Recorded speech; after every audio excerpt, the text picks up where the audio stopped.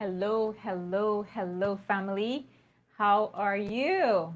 It's another Monday, and we are back. Dookie's Institute. My name is Sania, and this is my husband, Courtney Dookie. And we are the founders of this organization, Dookie's Institute, which is committed to serving and supporting Christian families transform their marital or their couples relationship and also their parenting, be effective parenting. So for myself, I am a mental health therapist. I am also a certified Maxwell parenting and family coach, and I am your parenting coach, your Christian parenting coach. I'm Courtney Dookie, registered provisional psychologist. My doctoral degree in clinical psychology. I work with people who struggle Mm-hmm. in their relationships Yes. and to show how science, attachment, and God Mm-hmm. play into our marriages and how we can there's hope and we can Yes. rebuild our marriages. As a marriage coach and a psychotherapist and a registered provision psychologist, basically Mm-hmm. that's what I help people to do Mm-hmm. is to rebuild their marriages and to Yes. instill hope that even when marriages are seems Theme, like like there's it's no the end end. to Yeah. them, we by God's grace we seek to empower marriages and Yes. to put hope that marriages can be rebuilt. Mm-hmm. So I don't think we've ever really sat and talked about what roles we play in this team. But I think we will talk about that one day. Yes. But we are a very good duo, if you want to put it that way. Even though we work with the wide population age range, we have different areas of specialization. And my area of specialization is working with children and youth, parents and families. And my husband's area of specialization is Probably three trauma, addictions, and yes, couples. So those are the three. I work with everybody. But yeah, if you talk about specialization, it's going to be trauma, addictions, and couples work. yes. And one of the things that we have been doing over the years is really talking about the healing benefits of Biblical biblical meditation. meditation. Yes, so that's a big part of our work. But today we're going to be talking about something related to parenting. And so right now I'd encourage you to share this video with all the parents you know. Just say, "Hey, come, look here. There's something really important you're going to listen to," because a lot of times we don't know that our past experiences really influences our parenting style or Yes. just our parenting approach overall. And sometimes we struggle with so much guilt, and we're trying so hard to be that good, Hmm. I'm going to put that in quote unquote, parent, trying to stop some habits that we have as parents, and we're like, why can't I stop? So that's what we're going to talk about today, how your past trauma influences your Your parenting parenting. today. And so that's our topic. If you're here, let us know you're here. Say hello. We want to know where you're joining us from. And thank you. Thanks for joining us Thank you. today. Really appreciate the support. And for Yes. those, if you know people who need to hear this, tell them to subscribe to our YouTube channel, connect Yeah. with us on Facebook, like and share what we're doing. And just spread this, I call it good news Yes. Good around. news. Good news. Just spread that around to people more. Yeah. Yes, yes. So let's move forward. And by the way, guys, if you have any questions while we're here discussing this, just type them in the comment section below. We're looking out for them, and we will be here. We will answer them right away. So we're talking about how our past experiences, namely our traumatic experiences, influences our parenting today. That is, how do we? Oh, welcome, welcome! Joining us, Rebecca from Ontario. Um, thank you, thank you, thanks for joining us. So, how does our past experience influence our parenting? Now, the first thing we want to do is actually define trauma, because it's kind of like a broad term, and we're going to be very specific in what type of trauma we're we're talking talking about. about today. But there are two types. We can break trauma down into two areas. There are two types. We have complex trauma Yeah. and we have simple trauma. A simple trauma is when we have an experience. It could be a natural disaster, but it's probably one natural disaster we experience Mm-hmm. in our lives. And that one single event Yeah. is traumatic, but it's simple trauma. Not that it's not impactful, it's simple because it's a one time occurrence. Yes, so it's not downplaying the No, experience itself, but if it was just a one one-time time, incident, then the word they put for that is simple simple. That trauma. doesn't mean it was Sim- simple.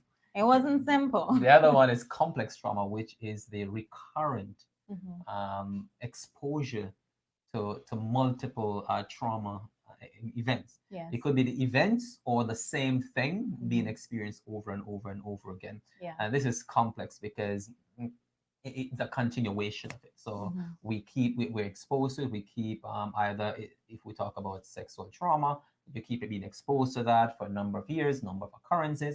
Yeah. Talk about psychological, emotional trauma, Emotional where someone trauma, yeah. speak to you a Or certain way, verbal treat abuse, you, yeah. verbal abuse, or Yeah. physical trauma. So these are even COVID-19 is considered in Oh some my way to be a gosh, it's been complex over a trauma. year now, So there's and a consistently yeah, we've been exposed to this thing yeah, for a perpetual amount of time, yeah. especially our frontline workers and those of us who are being exposed to it in multiple ways. Hmm. It's defined will define as a complex trauma Yeah. because of the consistent exposure to it. Yes. So those are kind of simplistic way to look at what is complex and Yeah. simple trauma. Yeah. So one way I heard a professor explained it was an continuous cocktails, servings of stressful Experiences, experiences yes, that your body is experiencing to the point where it feels as if it cannot manage anymore. anymore. Yes, So that could mean really anything. Once your system cannot manage it, or it's immensely or excessively stressful on the body and the mind, then that can be classified over time as complex. complex trauma. Yes. And so I guess the next thing that we want to identify is oh, hi, Fitwi. Welcome. Welcome. Thank you for being here. Share this video. So, how does trauma um, influence our body? Because I'm going through a journey here with you guys as to how trauma really, we're going from a neurobiological perspective. I mean, we're going very physical here.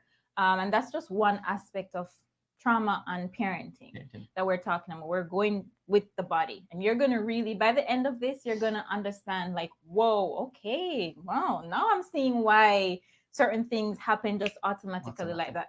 But how does trauma sit in the body and affect And the then if body? without the body, trauma has it's the body is basically the movement of energy and information within our bodies, right? Yeah. So if you think about how trauma affects the body, you're thinking about how information moves Hmm. in the body.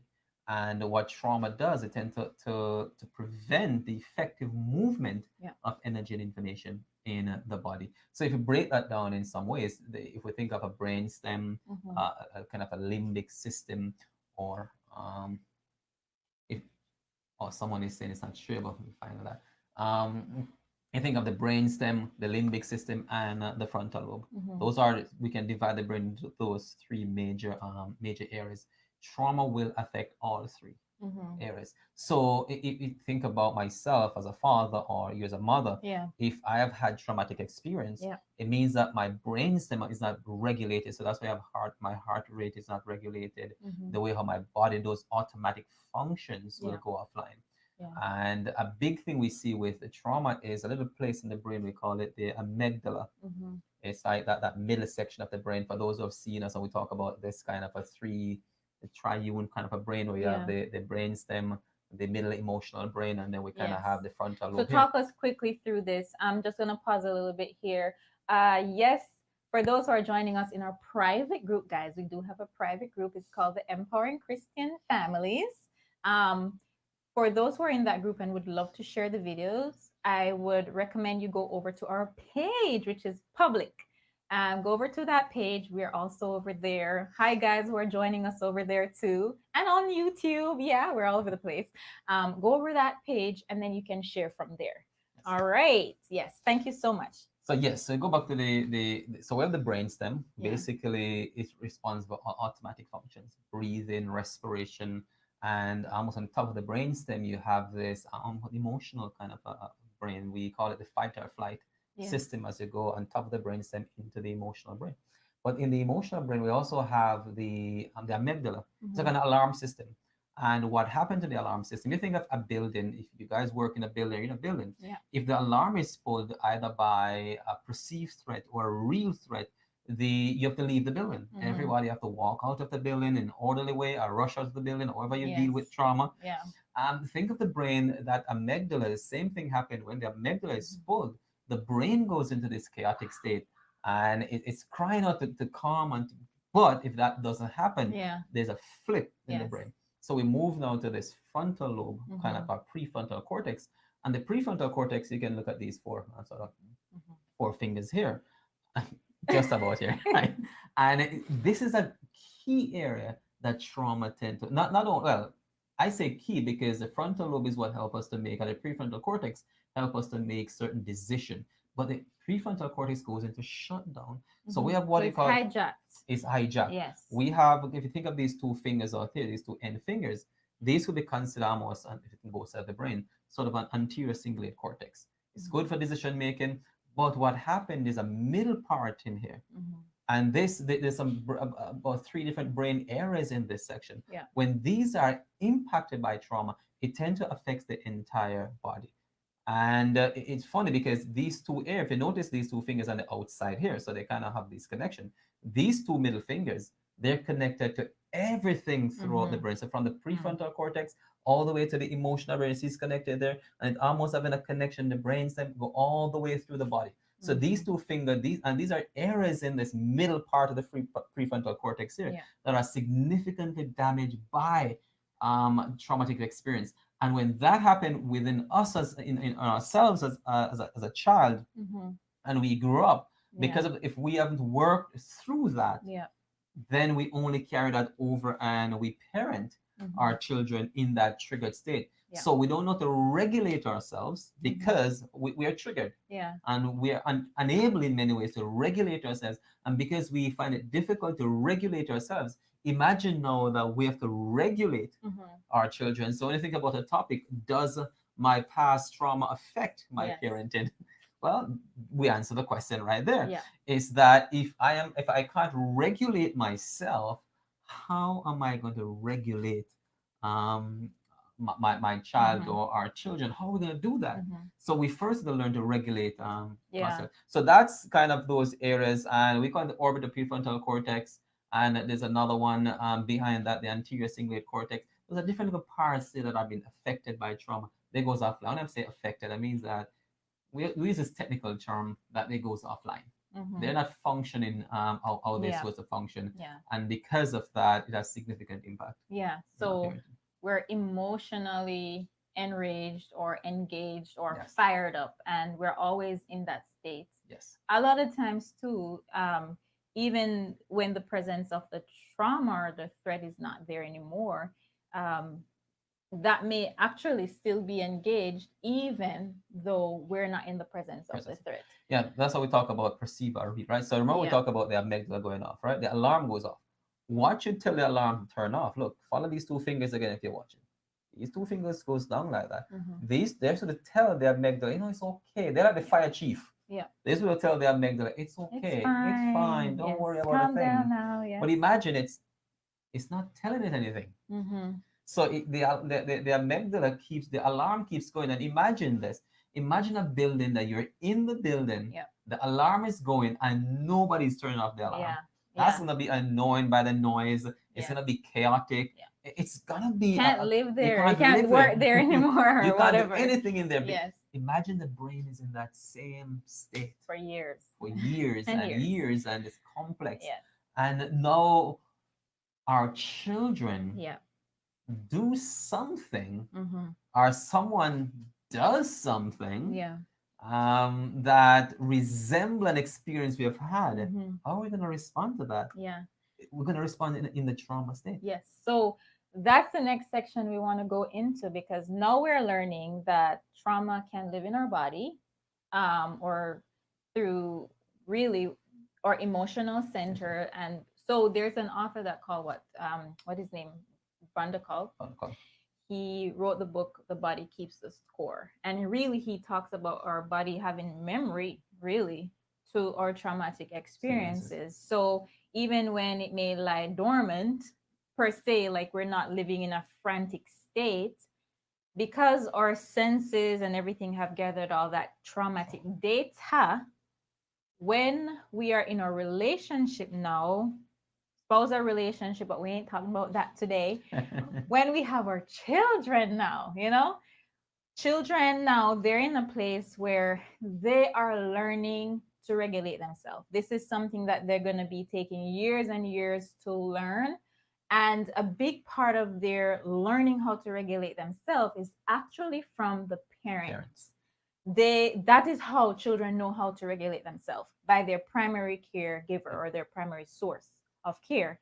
And they will be able to mirror what they are seeing from their parents. So if the parent is not as regulated, then the child is going to mirror that, and the child is going to be dysregulated. In fact, studies show that by the age of 2, a child, will start showing behavioral symptoms, and we call those terrible twos. I don't know if there's a research out on It's that. another conversation Yeah, about the terrible but it twos. says by age 2, a child will be able to start showing behavioral external symptoms based on the level of regulation that they've learned from a child Sure. growing up, due to whether the parent experienced trauma or not. Yes.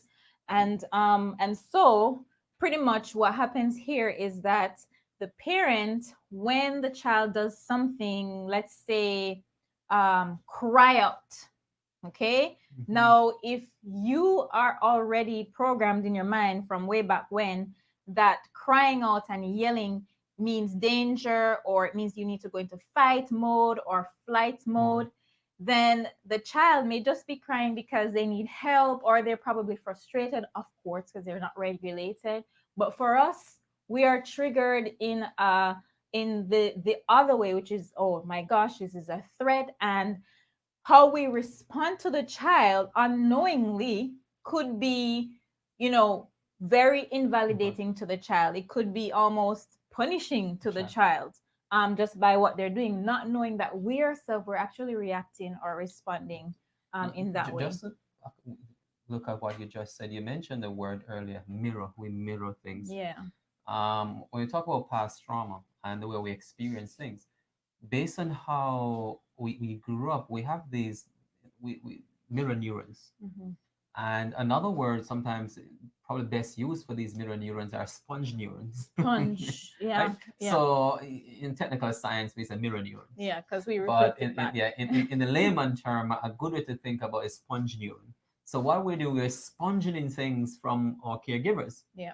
and that which we sponge in, That's what that's becomes what we your. squeeze back out Yeah. to our Yeah. children. So again, Yeah. we sponge it in from Yeah. our caregiver, and then we squeeze it back out Yeah. into our children. But Yeah. when they squeeze back out to our children, it's almost in a worse state, Hmm. because now they're gonna take it Hmm. and they're gonna sponge it in, And then sponge it. and they're gonna sponge it to their children. So. So, and it continues and continues. So if you think of these spongy neuron as Mm, parents, we're gonna catch it, check out what are we oozing out, squeezing squeezing out. out Yes. to our children.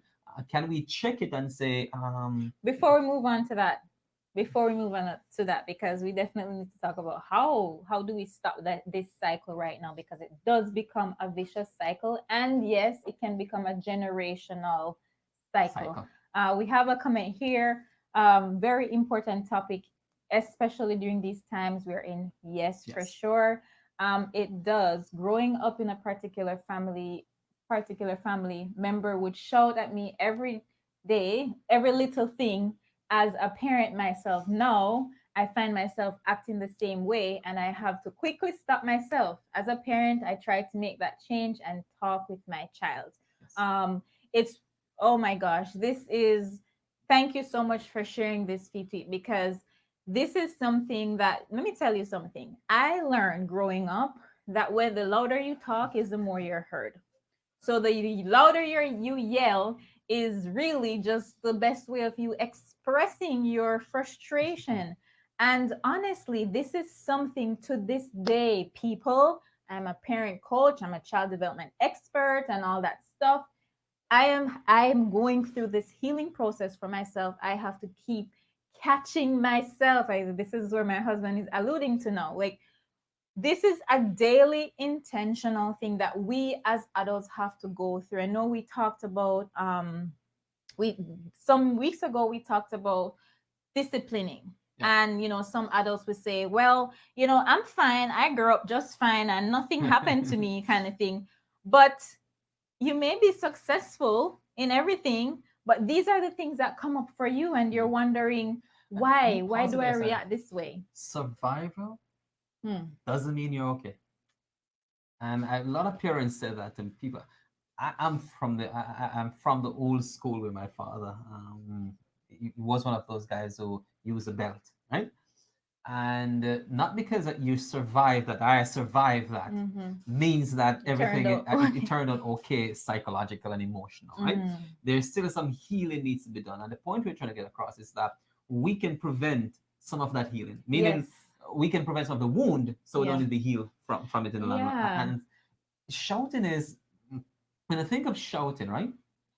When you shout at a child, it's Mm-hmm. a power struggle, right? So is this big parent here and Mm-hmm. this little child, and we're shouting at this child. The child see this big person shout, and so Mm-hmm. and this become a power struggle, and then we trigger the child emotional state, Yes. Yeah. and then we want that child to function logically Mm-hmm. after. So we've used our So you're trauma. shouting and you're saying, "Listen to me." Exactly. So we have this trauma going on in our body because, Yes. oh yeah, We're reacting. my parents shouted at me. That's how you do So that's, it. and then I Yeah. shout at this. So I'm transferring Yeah. my own thing to this child. Now the child is gonna feel dysregulated, and this is what's gonna happen. Mm-hmm.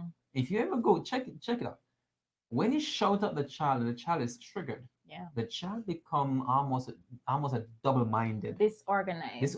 one, the child is triggered and need comfort. And then who do they go to for They comfort? want to come to you, but they Yes. can't But come who because is you're the doing this? source. Who is being the threat? There you go. So, and that's where the problem comes into place, Yes. because you leave the child in that ambivalent Mm-hmm. state, and then we say, okay, that's how I grew up. Yeah. No, no, Yeah. we need to work on regulating our own And brain. guess Sorry. what, too? And guess what, too? Because we put a child in a state of fear, of course, they're going to be submissive. Submissive. Sometimes, sometimes, especially when they're younger, they'll be submissive. And you're like, yes, I nipped whatever behavior they did in the bud. But really, what we did there was just, temporarily cause control the child into submission, but we really haven't taught them anything. They haven't really learned Yeah. out of any initiative of their own why they did something wrong and why they should address it next time. And that's why you find the child keep doing the same thing over and over, and then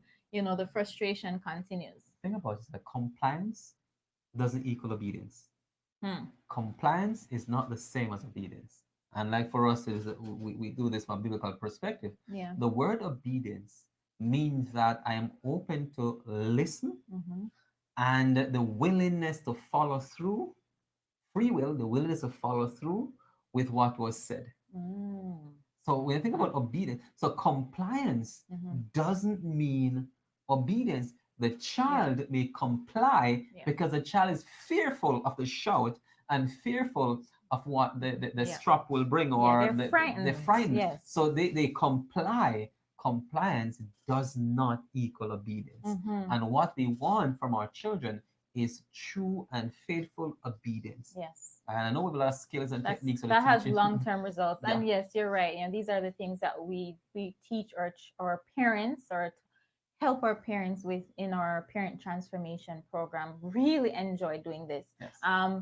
So there's another comment here. My son tells me, "Mommy, please don't shout. Just talk to me." That hurts differently. Wow. Yes. And you know what? I must commend you for encouraging your son to actually be able to say those things, because sometimes when the children start to say don't do that, or they confront us with our behavior, we get defensive too, and we Yes. shut them down, and then that's another issue we're creating in them for them not to express when they're getting hurt, you know.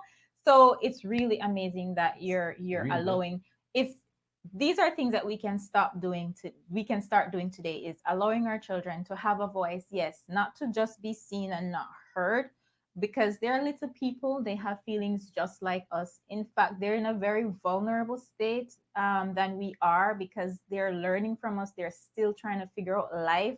They're not safe unless we help them to be safe. They depend on us for survival, and we need to use our gift of authority or power or responsibility. It's a gift to nurture and support these little human beings as they get ready to emerge out into the world.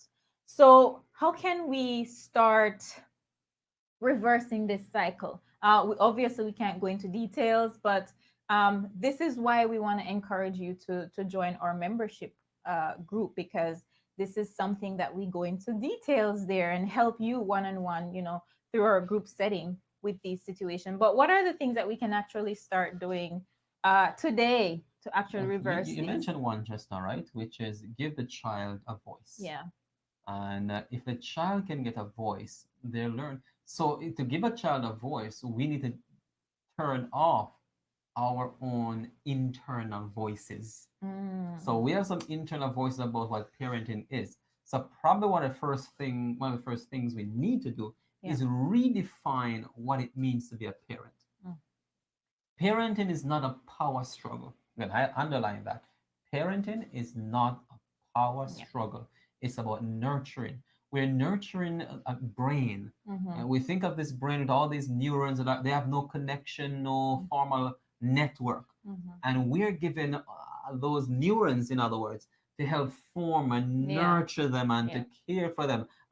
So, in other words, we are co constructing Mm-hmm. our children's brain with them. Mm-hmm. And we're the foreman Mm-hmm. as parents of that. And if we shout, so again, if I check my own internal Yes. working to see what's What's going your on background inside, music? What's there you going go. on in there? And Yeah. if I can understand my internal world and also be open to give the child a voice, Mm-hmm. again, the child may not say it correctly the Yeah. first time. They probably won't, because they're gonna be doing it the way they're learning to do it Ah, anyway. but when Yeah. they do that, you sit down and say, okay, I hear you. Yeah. I don't agree with the way you express that, but I can empathize with the feelings. The Mm-hmm. next time you want to express that, why not try to do it like this? Yes. And we model We'll that. give them a solution, Yes. not just say don't talk like that, but Right. actually give a substitute, because if they don't know, and never assume that the child knows what to do, they Yeah. don't know. And of course, when you teach them, you do it in a state of calm, not anger, because actually even the child's hearing is affected when they're emotionally activated. Mm-hmm. Yes, there's a part in the ear that does not work well when they're emotionally activated. So you want to make sure that they are calm. Both of you are happy, I mean, calm. Both of Mm-hmm. you are okay when you're actually teaching these lessons. It sinks in deeper and it stays Longer. longer. So again, key things, understand our internal world. Once we get to understand our internal world, know that you probably, if you've been following us, you probably hear me say this multiple times. Empathy, it doesn't mean agree with bad behaviors, Yeah. but it means how do I connect with that to get it where it's Yeah. supposed to be. Yeah. A key thing above everything else, model. Model what we desire our children. What if we don't know what to model, Dr. Dookie? What if we don't To know what? model it is if I learn to regulate myself, my Yes. own emotion, and then I demonstrate that to my children how to regulate their emotion. I go through my own breathing process, and I'm modeling that to them. Don't just tell Breaking the them. stress cycle in So your I'm not body. just telling them to do it. We're Yeah. doing it together. Yeah. Make it into a game. It's Yeah. for the younger ones, and we model that. And then well, one in modeling this, we do it for them, let them observe us do it. And then we get them to do it with us, Mm-hmm. and then we get them to do it by themselves with us telling them Yeah. how to do it. Then they can do it by saying it aloud to themselves, and then the last one they can do it by saying it inside of Yes. themselves. I'll just So, take you through 5 steps just now wow. of the I hope you model. brought your notepad. But you can always watch this video Yes. again to hear these tips. Yes. So the first thing is allow your child to have a voice. And when they do express themselves, do not be defensive and shut them down, but look into what they're saying and treat them as you would treat another human being and respond to them that way, of course, within the context of their age. And Yes. then well, we need to practice co-regulation. So you need to be able to regulate yourself before you can talk to your child about Yes. regulation. If you're not doing it, you're wasting your time talking. I mean, probably not, like they learn, but they're gonna come to you and like, but how come you're doing that? Even though 'cause kids these days are very smart. Yes. So you learn to regulate yourself, and then you can talk to your child about regulating themselves as well. So catch what's going on, practice your self awareness. And guys, this trauma thing, it's very serious. A lot of us, we're walking around with it. We don't know, but it emerges in Yes. our parenting. And this is where the struggling comes. We struggle with days of guilt and nights of crying and just frustration and resentment. We don't have to do this. We don't have to keep living like this. It can change. And we can also change the generational pattern Pattern. that we're already seeing in our generational cycle. So give us a call or message us if you're interested in our parent transformation program or membership program, if you want to go into these things and learn how to regulate yourself and also support your child to Child. reverse these things. It Yes. is possible. Take it Yes. from me, take it from us. We're from like uh, a background, a culture where whatever we're saying here now, guys, like Yeah, it wasn't read just from a book. It's experience with our parents and different things. So yeah. yes. So, guys, we want to thank you so much for joining us. And we hope that you will share this video with others out there, um, and let us know how this helped you. What is the biggest point or biggest thing that came out to you, profound thing that stood out to you today? Comment below. Let us know if you have questions. We're more than happy to come back and talk about About it. them. Yes. So until next time, I want to thank you for joining us here on the Family Talk with the Dookies. I will see you next Monday with another topic. Take care. Bye bye.